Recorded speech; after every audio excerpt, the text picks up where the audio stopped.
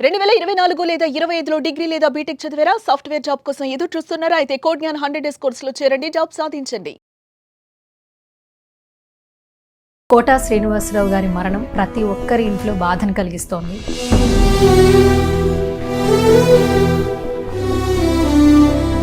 Quota Srinivasarao అనగానే వెంటనే వినిపించేది బాబు మోహన్ గారి పేరే. ఈయన వచ్చేసరికి ఆయన లేడండి. ఒక్కరై రావడం, ఒక్కరై పోవడం, నడుమ ఈ నాటకం విధిలీల అంటారు. అంతే మరి నాటకమే. నిన్న నాతో మాట్లాడి నిన్న సాయంత్రం అనుకోండి చీకటి అయింది, తెల్లవారుసరికి లేడుగా. అప్పటి తరం హీరోల నుంచి ఇప్పటి తరం హీరోల వరకు వాళ్ళ యొక్క క్షణాన్ని ఆయనతో మరొకసారి నెమరు వేసుకునే ప్రయత్నం చేశారు. మీ ఇద్దరికి చాలా కోఇన్సిడెంట్స్ ఉన్నాయి సార్. ఇద్దరు కొడుకుల్ని పోగొట్టుకున్నారు సార్. మీకు అన్నం ముద్దలు తినిపించి నోట్లో పెట్టేవాళ్ళంట, నిజమేనా? రారా రారా వాళ్ళకి ఒక ప్లేట్ ఎందుకుదా, ఎందులో తిన్నారా అనేవాడు తినిపించి.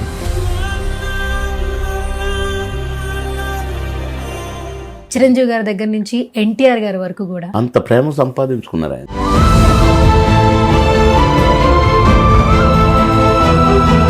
ఒక మనిషి పుట్టినప్పటి నుంచి చచ్చే వరకు నవ్వించడం అనేది నార్మల్ విషయం కాదు. నేను ఎప్పుడు చెప్తుంటాను, భగవంతుడు ఈ జన్మ ఆ కళ.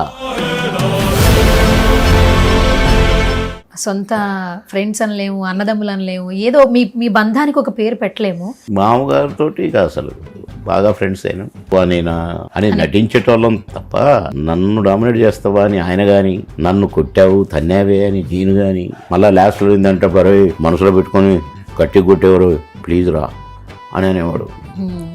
చివరిగా ఎప్పుడు మాట్లాడారు మీరు ఆయనతో? ఎప్పుడు కలిశారు? చనిపోయిన రోజు ముందు రోజు ఫోన్ చేసిన, అన్నా నేను షార్ట్ వెళ్తానా, మళ్ళీ మాట్లాడతాను నేను అన్నా. నేను కూడా కోట అన్నలాగానే ఉండాలి అని అన్నారు. ఆఖరి బాధపడుకుంటూ మంచాన పడి సేవలు చేయించుకొని అందరితో తిట్టుబడి ఈడు ఇంకెప్పుడు తెస్తాడరా అనేదాకా మాత్రం నన్ను బ్రతకనీయకుడు. మా కోటన్నట్టయితే పడుకొని టప్పుకొని వెళ్ళిపోయాడు. ఆగిపోయేనా త్యాగం కదా. హాయ్ హలో నమస్తే, this is Suvarna, welcome to Suman TV. గత కొన్ని రోజుల నుంచి ప్రతి ఒక్కరిని ఒక అంశం కలిచివేస్తోంది. సినిమా ఇండస్ట్రీనే కాదు, యావత్ ప్రపంచాన్ని కూడా. కోటా శ్రీనివాసరావు గారి మరణం ప్రతి ఒక్కరి ఇంట్లో బాధను కలిగిస్తోంది. కోటా శ్రీనివాసరావు అనగానే వెంటనే వినిపించేది బాబు మోహన్ గారి పేరే. ఒక్కరి పేరు కాదు, ఇద్దరి పేర్లు వినిపిస్తూ ఉంటాయి. ఇండస్ట్రీలో వారిద్దరి జర్నీ ఒక్క మాటతో చెప్పేది కాదు. ఆయనతో ఉన్నటువంటి అనుబంధాన్ని మరొకసారి మనతో గుర్తు చేసుకోవడానికి బాబు మోహన్ గారు ఉన్నారు. ఒకసారి మాట్లాడదాం. నమస్కారం అంకిల్. ఇలా కలవడం కొంచెం కష్టంగానే ఉంది, కానీ అలాంటి మహోన్నత వ్యక్తిని, సినిమా ఇండస్ట్రీకి ఎన్నో సక్సెస్లు అందించిన ఒక వ్యక్తిని స్మరించుకుంటూ, గుర్తు చేసుకుంటూ, మాలాంటి జనరేషన్స్ కూడా ఆయన విలువ తెలుసుకునే ప్రయత్నం చేసే దిశగా ఈరోజు మళ్ళీ మిమ్మల్ని కలుసుకున్నాను. ఫస్ట్ ఆఫ్ ఆల్, కోటా గారు లేరు అనే వార్త ప్రతి ఒక్కరిని కలిచివేస్తోంది. నమ్మబుద్ధి కూడా కావట్లేదు. వస్తుందే కలొచ్చి ఉంటుంది అనుకుంటున్నా నేనైతే. అట్టెట్లా మాట్లాడుకున్నాం, నిన్నే మాట్లాడుకున్నాం కదా, తెల్లవారేసరికి ఎట్లా చనిపోతారు, అట్లా ఏదో రకరకాలుగా కళ్ళతో చూసినా కూడా నాకే నమ్మసక్యంగా లేదు. ఆయన్ని ప్రేమించే వాళ్ళు లక్షల్లో కోట్లలో ఉంటారు కదా, మొత్తం అన్ని దేశాల్లో ఉన్న తెలుగు వాళ్ళు. పక్క రాష్ట్రం అన్న నేటివ్ పక్క రాష్ట్రమే విజయవాడ దగ్గర ఒక విలేజ్. అసలు ఆయన లేరు అని విన్నప్పుడు చాలా మందికి ఆయనకి ఏమైంది అని తెలుసుకోవాలని ఒక చిన్న సందేహం కలిగింది. తరువాత ఒక్కొక్కరిగా అప్పటి తరం హీరోల నుంచి ఇప్పటి తరం హీరోల వరకు ఆయన్ని చూడడానికి వచ్చారు.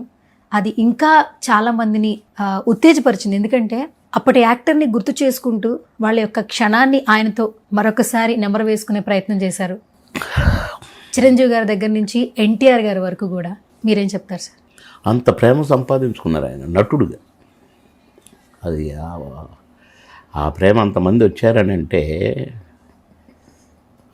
ఆయన కొరకు కాదు, ఆయన నటనని మర్చిపోలేని జన్మ ఇచ్చాడు భగవంతుడు ఆయనకి. అందుకని ఇక రాని వాళ్ళు ఎంతమంది ఫోన్లు నాకు ఎంతమంది ఏడుస్తున్నారు నాకు ఫోన్ చేసి, సార్ మీరు గుండె పగలకండి సార్, మీరు ధైర్యంగా ఉండాలి సార్, మీ హెల్త్ జాగ్రత్త సార్ అని ఏడుస్తున్నారు. ఎన్నో ఫోన్లు నాకు. అబ్బాబాబా. ఒక అతనైతే ఆఫ్రికా నుంచి ఒక పాట నా మీద పాడి రికార్డ్ చేసి పంపాడు. అంటే కోట మీద నా మీద మీ ఇద్దరం అన్ని ఫోటోలు, ప్రతి ఓడికి ఒక ఫోటో. ఆయన ఓపికే అసలు మెచ్చుకోవాలి.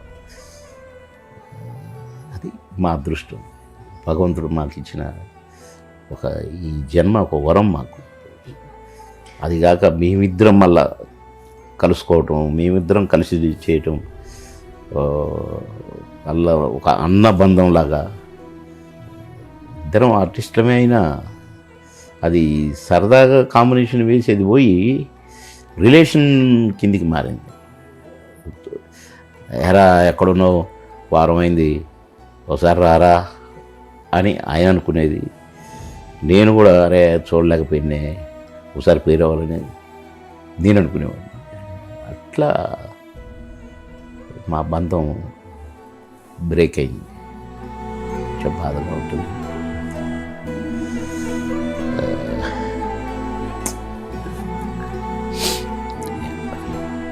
కోట శ్రీనివాసరావు అనగానే వెంటనే బాబు మోహన్ అంటుంటారు కదా, ఇండస్ట్రీలో కావచ్చు, బయట కావచ్చు, కుటుంబంలో కావచ్చు.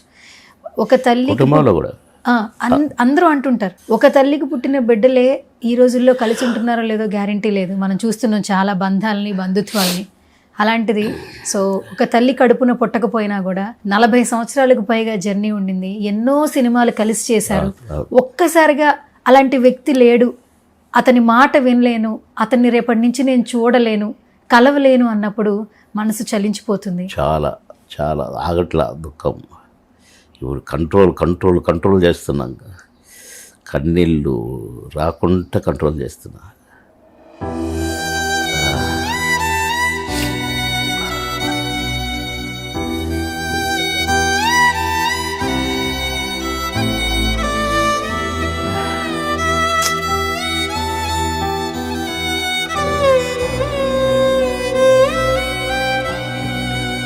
ఒక మాట అంటుంటారు కదా సార్, ఇప్పుడు ఒక్కరై రావడం, ఒక్కరై పోవడం, నడుమ ఈ నాటకం విధిలీల అంటారు. అంతే మరి, నాటకమే. నిన్న నాతో మాట్లాడి నిన్న సాయంత్రం అనుకోండి చీకటి అయింది, తెల్లవారేసరికి లేడుగా, నాటకం కాదు మరి. కానీ పాపం అన్న, నేను ఆయన కాలుకు దెబ్బ తగిలిన తర్వాత బాత్రూంలో పడిపోయి కొంచెం ఈ కాలుకు నొప్పి ఉండే, ఆ నొప్పి ఉన్న కాలుకే మళ్ళీ దెబ్బ తగలటం, పడిపోవటం. ఆయన ఎట్లా బేరు చేసిండో. నడవలేడు, కూర్చోలేడు, నిలబడలేడు. ఎవరైనా పట్టుకుంటేనే అది కూడా మొత్తం బరువు మోసి పట్టుకోవాలి ఆయన. ఇట్లా పట్టుకొని లేపి నిలబెడితే ఇట్లా నిలబడతాడు. నడిపించడం, ఫోర్స్ఫుల్గా నడిపించడం. అట్లా 2 సంవత్సరాలు 3 సంవత్సరాల నుంచి తమాషానా. కానీ నాకు అనిపించిందండి, పుట్టడం చచ్చటం మామూలే. అది దేవుడు పుట్టిస్తాడు, ఆ టైం ప్రకారంగా ఎప్పుడు అంటే స్విచ్ ఆఫ్ అంటాడు. చలో, ఆ స్విచ్ ఆఫ్ అన్నప్పుడు ఎట్టున్నాడు అట్లా తెలిపోవడమే. కానీ కోటనని మాత్రం అంత ఇబ్బందులు జరిగినా, ఆయన అనారోగ్యంగా పాపం ఆ కాళ్ళ నొప్పులతో దాంతో ఉన్నా ఇంకా కొన్ని రోజులైతే, ఇప్పుడు కొందరు మంచాలలోనే పాసుకెళ్ళటం, ఇవన్నీ చాకరీ చేయించుకొని కన్న కొడుకులు కూతురులే అసహించుకుంటేట్టుగా ఏ అమ్మ ఇంకెప్పుడు పోతాడు రాయుడు అని ఆ స్టేజ్ ఇయ్యలేదు దేవుడు. కొన్ని రోజులు బాధపడ్డాడు, పడుకున్నాడు, వెళ్ళిపోయింది. ఇబ్బంది పడలే, హాస్పిటల్లో పడుకొని ఎక్కించుకొని చాకరీ చేయించుకొని. కనుక ఈ విషయంలో మళ్ళీ భగవంతుడికి ధన్యవాదాలు. మా అన్నని ఆ గోస, ఆ స్ట్రగులు, పాపం ఆ ఇబ్బంది పడినేలే దేవుడు పెట్టాడు ఉన్నప్పుడు. కానీ ఎవరు అసహించుకునేలాగా కానీ ఇంటిల్లిపాది ఆ దశ ఎవరికి రాకూడదండి. కొడుకులు కూతుర్లతో చాకరీ చేయించుకొని అసహించుకొని చేదరించుకొని ఆ రోజు మాత్రం నేనైతే భగవంతుని కోరుకుంటాను. నాకు అలాంటి రోజు వద్దు దేవుడా, వద్దు. కోటం నెట్టయితే పడుకుని టక్కున చెలవు అన్నాడు. అలాంటి చావు నాకు ఇవ్వాలని కోరుకుంటున్నాను. కోటం నన్ను అడుగుతా, దేవునికి చెప్పు నీలాగనే నన్ను కూడా తీసుకోమని.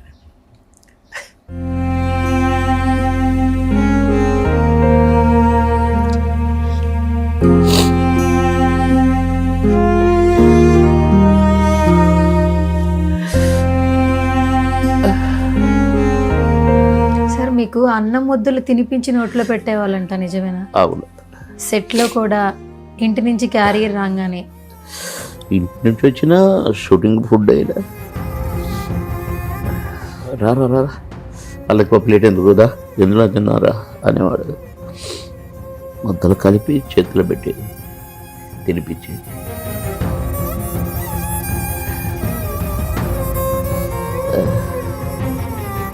మీ ఇద్దరికి చాలా కోయిన్సిడెంట్స్ ఉన్నాయి సార్.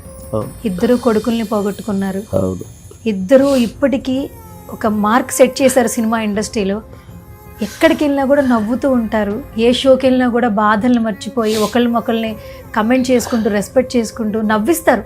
అంటే ఒక మనిషి పుట్టినప్పటి నుంచి చచ్చే వరకు నవ్వించడం అనేది నార్మల్ విషయం కాదు. భగవంతుడు ఇచ్చిందండి, నా సొంతం కాదు.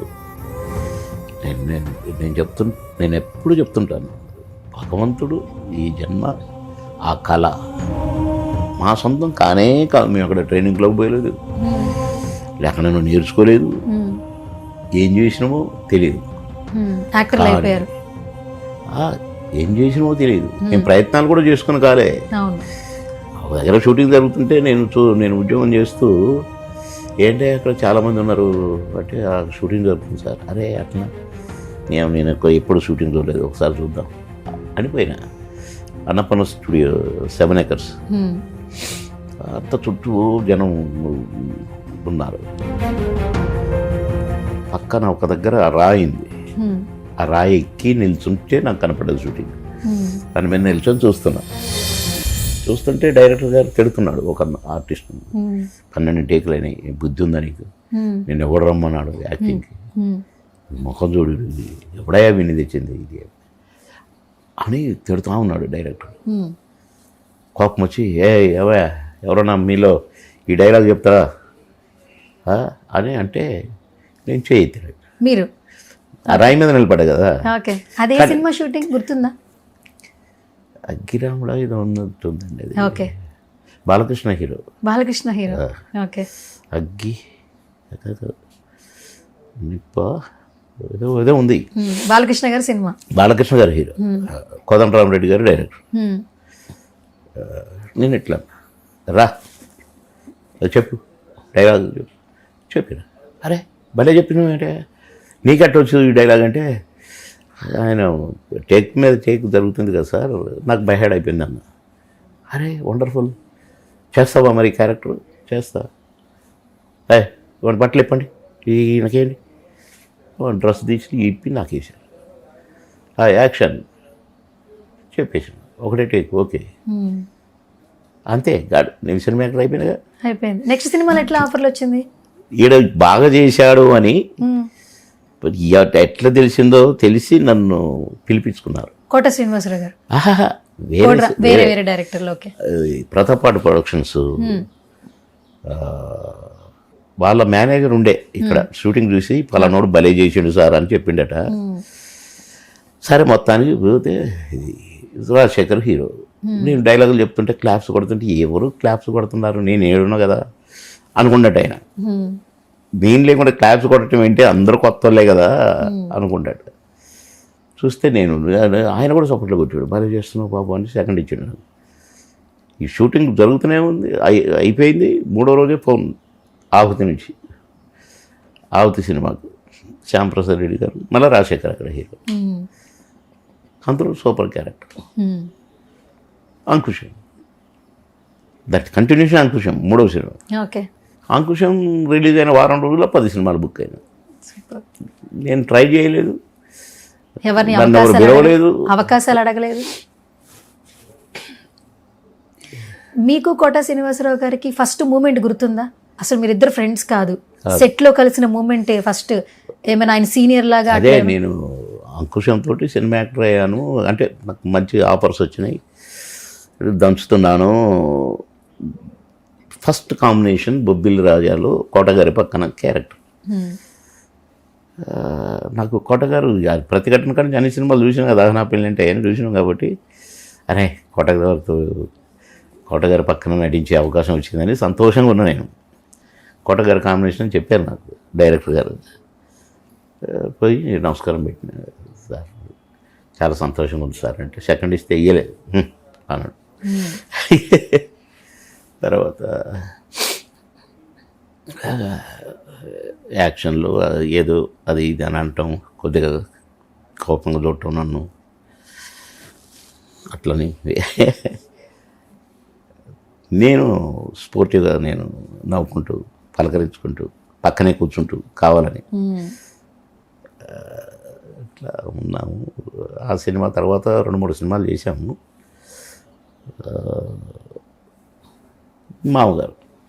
మామగారితో ఇక అసలు బాగా ఫ్రెండ్స్ అయినాం.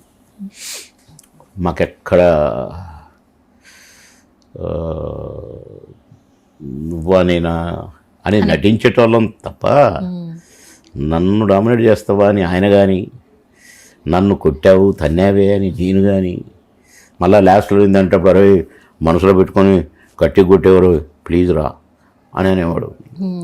అదే అందుకే జాగ్రత్తగా టైమింగ్ చూసుకో అని నేను అనేది. మళ్ళీ చూసుకుంటాం లేవో అది ఆయన అనేది. నేను కొట్టే ఎప్పుడన్నా కపకన్నా కొంచెం అట్లా తగిలింది అనుకో, చూసావా సరే మిస్టేక్ జరిగింది వద్దురా రే అనేవాడు. లేదు చూపిస్తాను నేను అనేది. అట్లా చాలా సందర్భాలండి. మహానుభావుడు. ఇంత ఆత్మీయులు అయిపోయారు కదా, ఇప్పుడు సొంత ఫ్రెండ్స్ అనలేము, అన్నదమ్ములు అనలేము, ఏదో మీ బంధానికి ఒక పేరు పెట్టలేము. ఇంత ఆత్మీయులైనప్పుడు అరే ఇది చేస్తే బాగుంటుందిరా, నువ్వు అది కొనుక్కుంటే బాగుంటుందిరా అని చెప్పుకుంటూ ఉంటారు కదా. అంటే ఈవెన్ ఇన్వెస్ట్మెంట్స్ గురించి కావచ్చు, పర్సనల్ విషయాల గురించి ఉన్నాయి, అవి కూడా ఉన్నాయి. ఏం చెప్తుంటారు ఎక్కువగా మీకు సజెషన్స్ కోట శ్రీనివాసరావు గారు? ఇప్పుడు ఆయన ఉన్న ఇల్లు నేను అడ్వాన్స్ ఇచ్చిన, అది రాజుబాబు గారి తమ్ముడు చిట్టిబాబుది ఆ స్థలం, ఆ ఇల్లు. చిట్టిబాబు ఇక్కడ అమ్ముకొని కుక్కడపల్లిలో వాళ్ళ అక్క వాళ్ళు నేను ఉంటారు అక్కడ కొనుక్కున్నాడు ఒక ఇల్లు. ఇది అమ్మేసిపోయిండు. అప్పుడు నేను అన్న నువ్వు తీసుకోవా, నువ్వు రాజుబాబు అన్న అంటే నీకు ఇష్టం కదా అని అంటే, సరే తమ్ముడు అంటే పెద్ద నేను కొనుక్కోవాలని తీసుకోలేదు, అడ్వాన్స్ ఇవ్వలేదు. ఆడు అడిగిండు కదా నువ్వు తీసుకో అన్నా ప్లీజ్ అని అంటే సరే అన్న.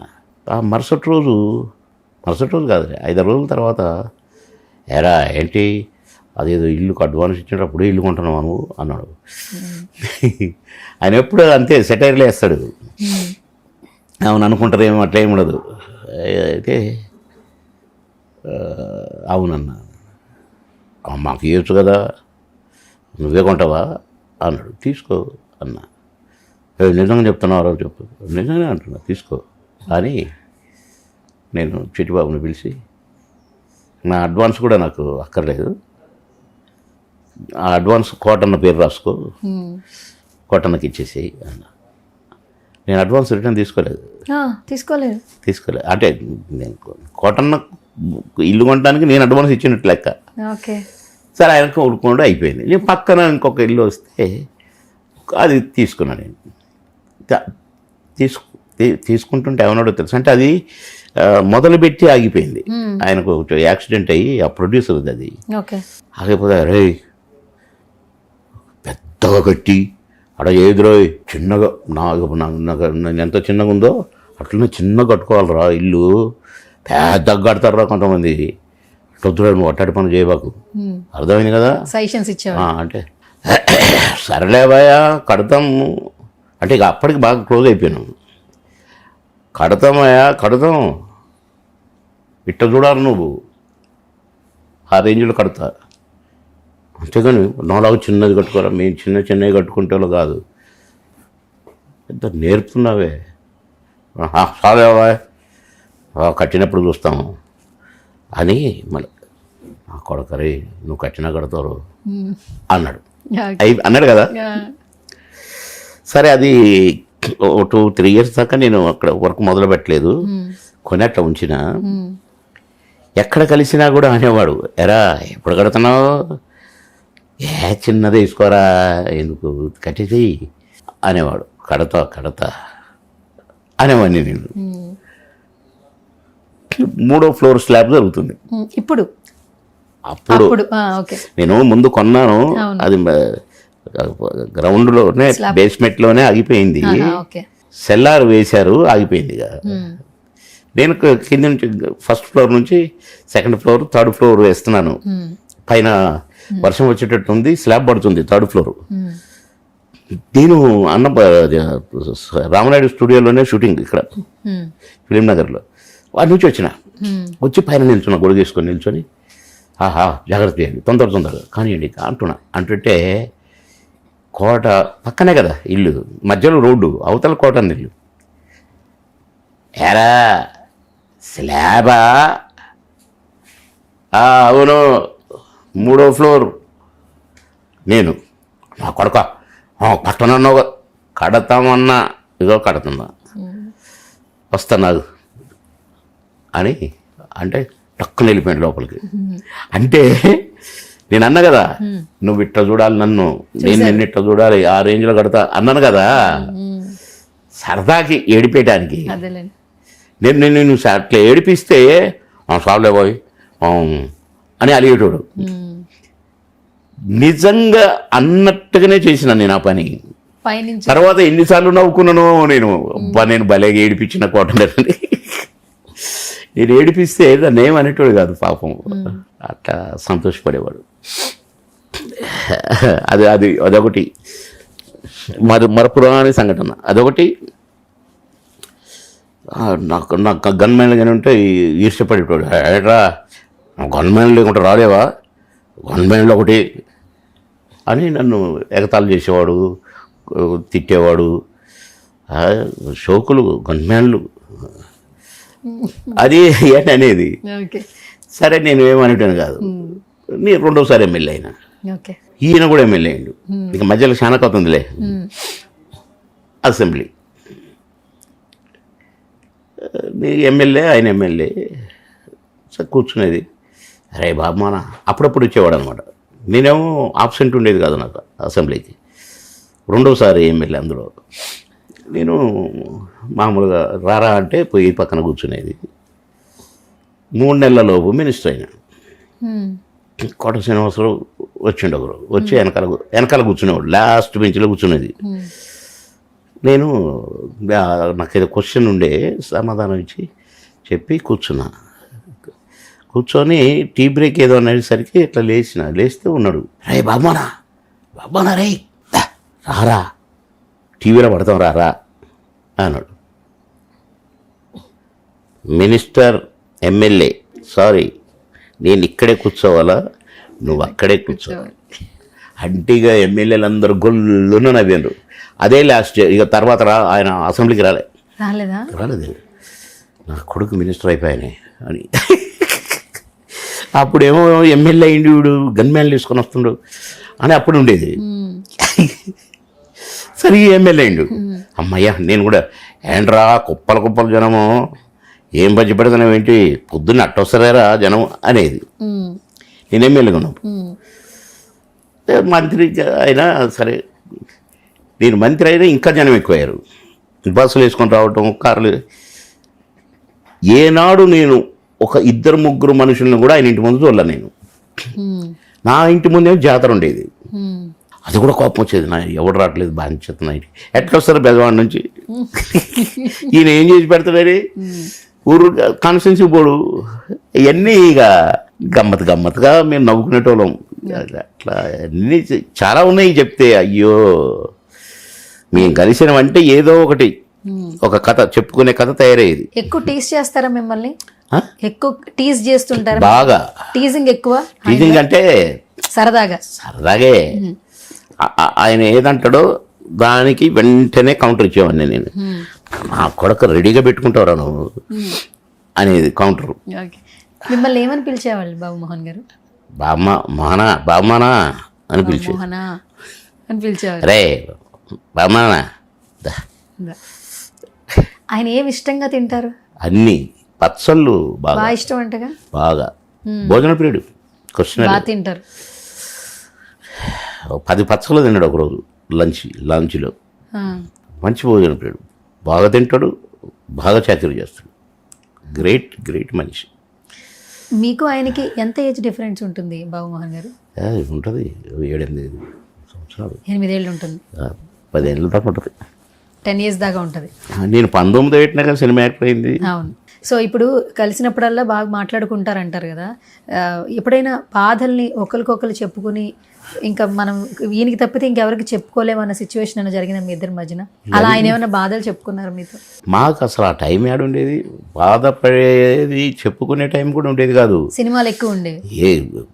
రోజుకు 6 షిఫ్ట్లు పనిచేసేది మేము. 6 షూటింగ్లు ఓకే. Per day. ఎన్ని గంటలు పని చేసేవాళ్ళు? 24 గంటల్లో 24 hours. మరి ఎక్కడ పడుకుంటారు? కుర్చీలో షార్ట్ గ్యాప్లో. సార్ రెడీ సార్, క్లాతీ రెడీ, డైలాగ్ రెడీ, రావాయ రా వెళ్దాం, ఓకే రెడీ టేక్ రిహార్సల్ లేదా అన్న కదా ఇక్కడ. రావాయ రా అదేనా డైలాగ్ అదే కదా. ఓకే సరే రైట్ రెడీ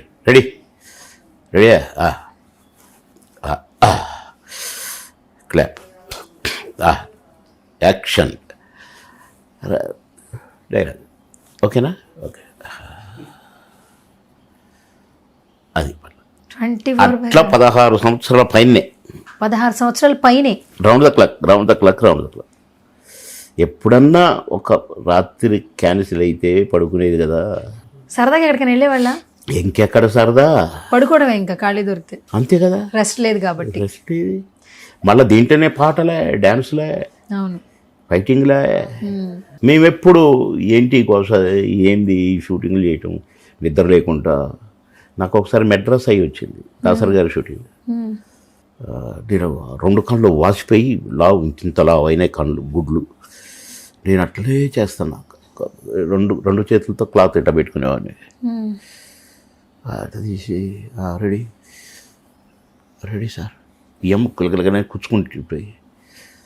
దాసర్ గారు నేను చేయలేనురా, కట్ చేయలేనురా. నేను ఏంటిరా అరే కళ్ళు పోతాయిరా, అట్లా పెట్టుకొని ఎట్లా చేయబుద్ధి అవుతుందిరా నీకు? నేను చేయలేనురా, ప్యాకప్ చెప్పేస్తారా, తర్వాత చేసుకుందాం. గురుగారు దండం పెడతా, నాకు 3 నెలల దాకా కాళ్ళు ఎక్కడ లేదు సార్, ప్లీజ్ సార్.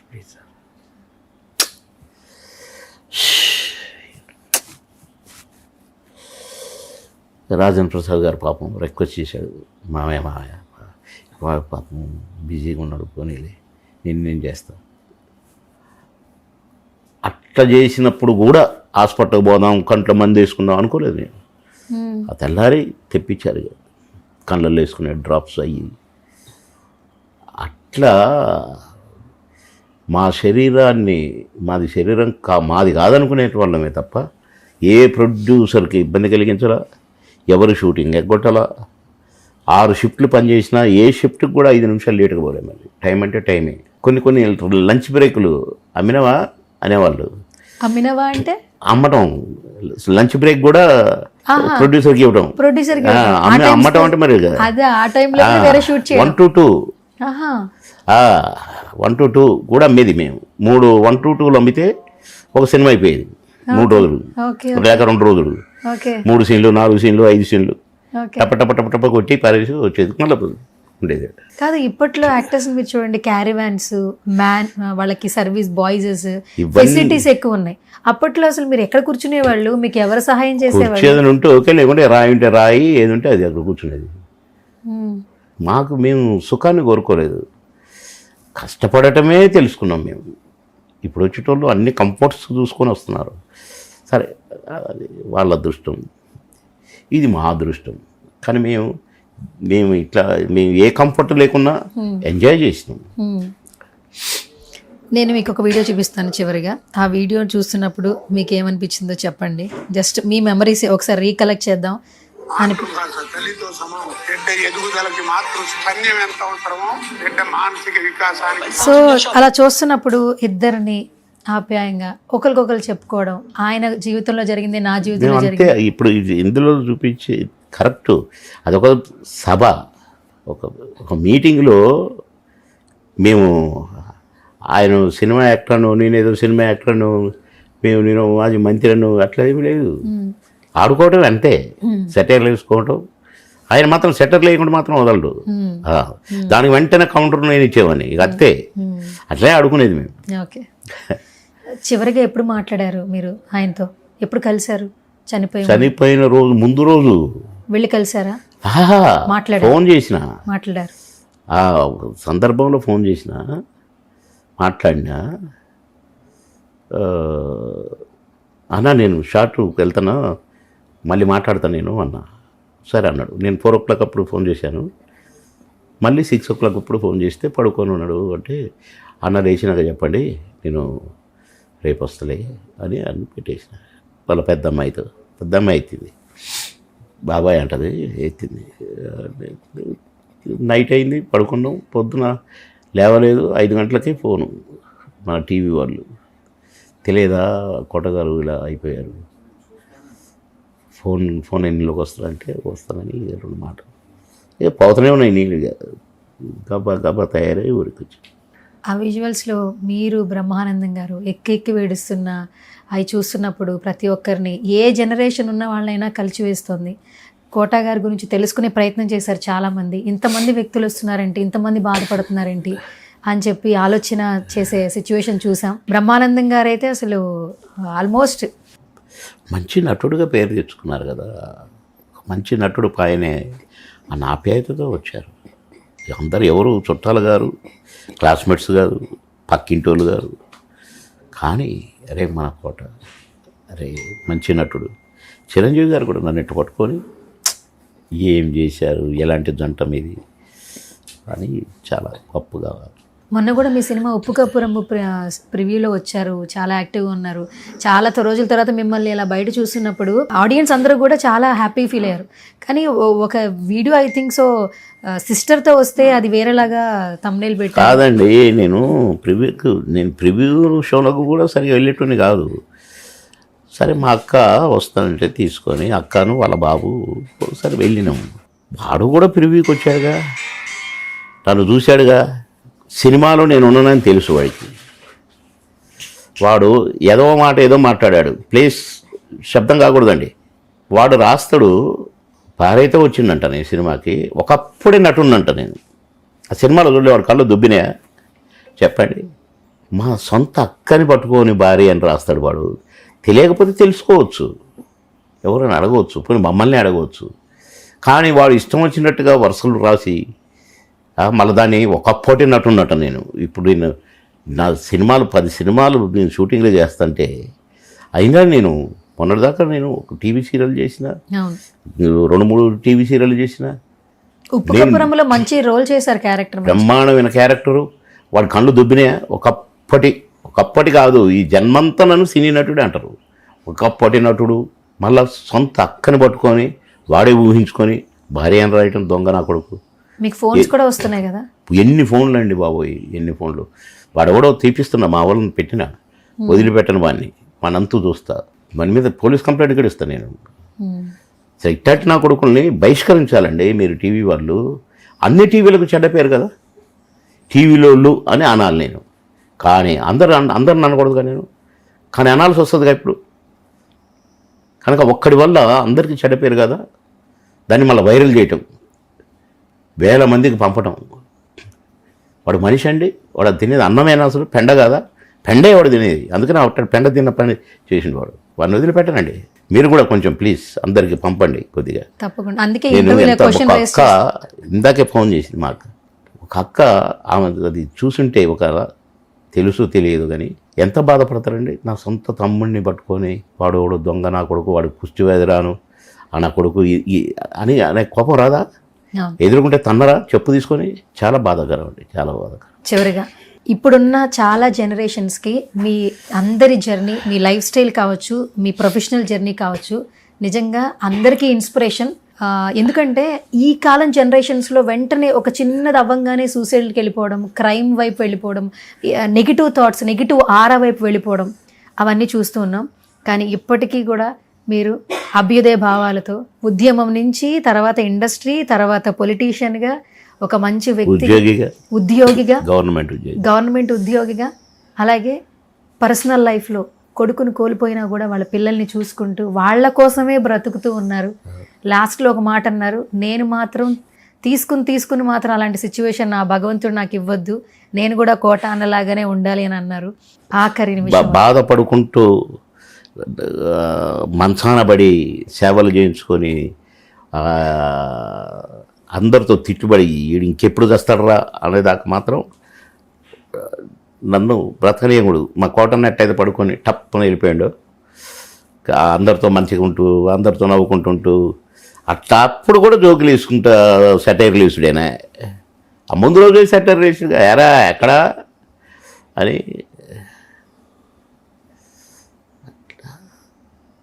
దేవుని సృష్టి అంతే. మీరు కూడా ఆరోగ్యంగా ఉండాలని మనస్ఫూర్తిగా కోరుకుంటున్నాం. ఈ టైంలో కూడా మీరు ఆయనతో ఉన్నటువంటి అనుబంధాన్ని మేము అడగంగానే ప్రతి ఒక్కళ్ళకి అవకాశాన్ని ఇస్తున్నారు, నాలాంటి వాళ్ళకి కలిసే ఛాన్స్ కూడా ఇస్తున్నారు. సో ధన్యవాదాలు. ఆరోగ్యంగా ఉండండి, ఎంతోమందికి ఇన్స్పిరేషన్గా ఉండాలని కోరుకుంటున్నాను. Thank you so much. Very happy. Suman టీవీలో మీ పర్సనల్ అండ్ బిజినెస్ ప్రమోషన్స్ కోసం కింది నెంబర్కి కాంటాక్ట్ చేయండి.